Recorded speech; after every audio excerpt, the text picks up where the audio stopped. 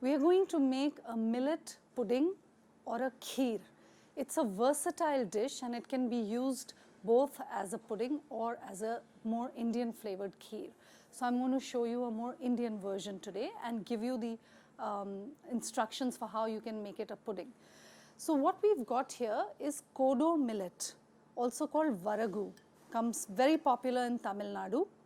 You could also use barnyard millet or jhangora, which is popular in the north.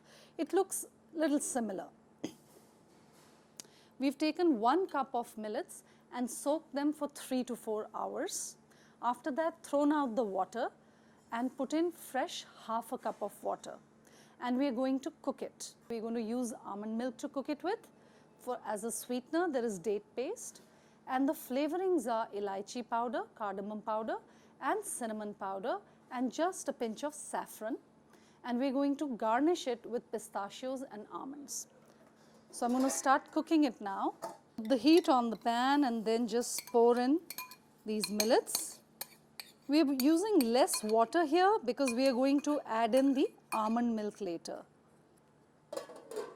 So let's check this now. The water is almost gone. Now we need to add in the almond milk. We're using about 2 cups of almond milk here, so double the quantity of millets.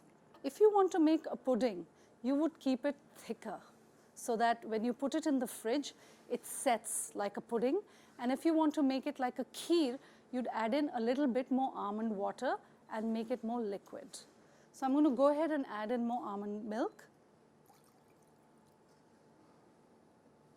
Now you could strain the almond milk, but I prefer not to because the gritty almonds are actually very tasty in a kheer. So I'm going to wait till it comes to a boil and then cover and simmer.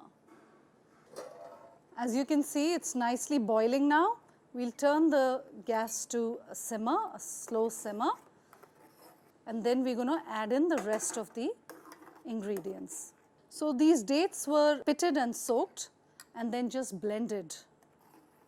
And if the dates are soft dates, then you can just blend them right away with a little water. You don't need to soak them. So since it's thickening quite a bit, we're just going to add a little bit more almond milk. So as you can see, this is about playing with it, not so much about exact precision. That would have been more of a pudding consistency, and now we are going towards a kheer. This is obviously going to brown the kheer a little bit. If you wanted it to be less brown, you can use white raisins, soaked white raisins. Just blend them and use them in exactly the same way. And we'll just give it 1 boil